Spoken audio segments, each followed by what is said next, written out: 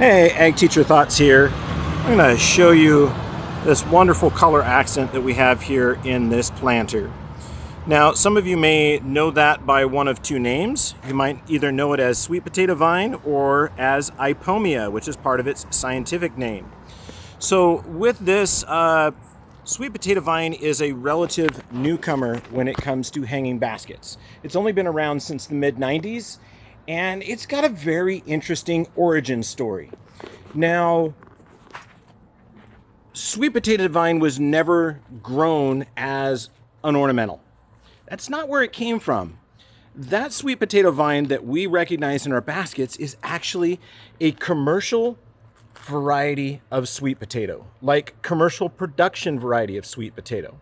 So I don't know when it exactly happened, but I know it was a little bit before the mid-90s because that's when it was released was in the mid-90s.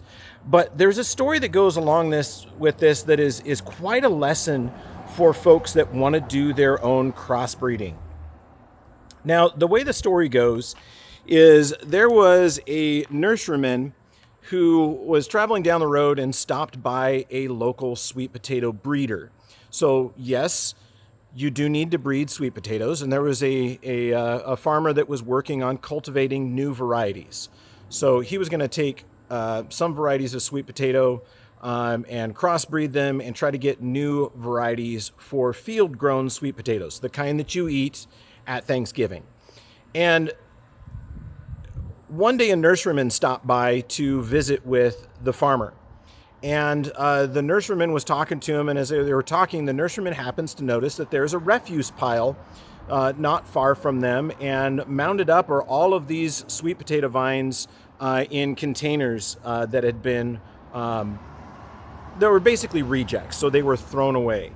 And the nurseryman looks at the sweet potato breeder and says, "Hey, you mind if I just go kind of look around in your refuse pile there and take a few plants? I think they're kind of neat looking."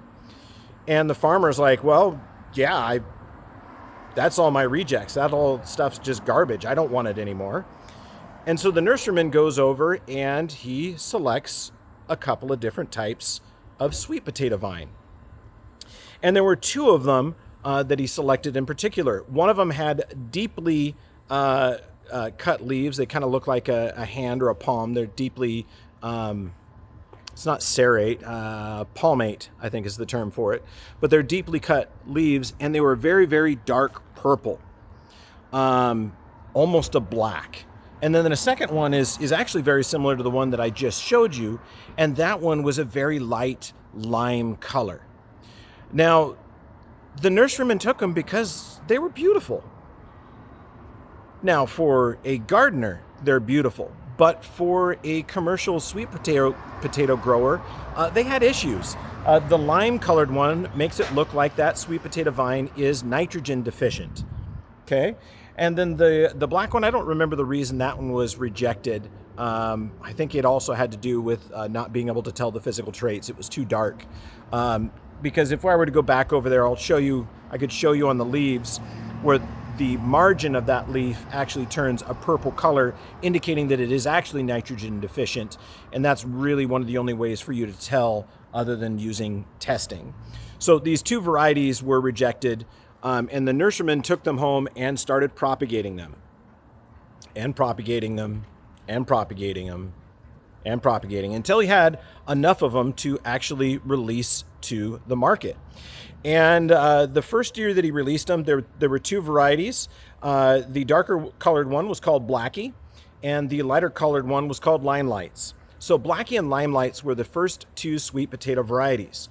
Now, in the nursery industry, if you breed a plant and you've created something that is new and unique, you can apply for a plant patent. However, in order to apply for a patented variety on that, you have to have done the breeding work yourself.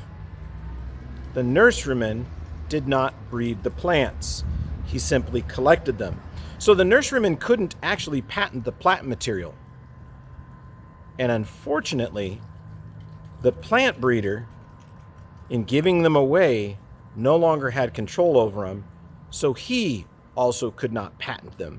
So why is it important that they're patented? Well, when it's patented, it means that you have a specific period of time that you're allowed to sell that plant with no competition. So if you have something new and unique, you get a royalty every time someone buys one of those.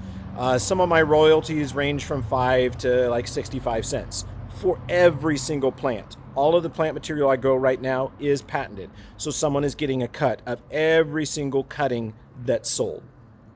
So with that, long story short, Blackie and Limelights were rejects from commercial sweet potato growers. The nurseryman took them and made millions selling them. The plant breeder who actually designed them got nothing. So moral of the story is, don't give freebies away to nurserymen.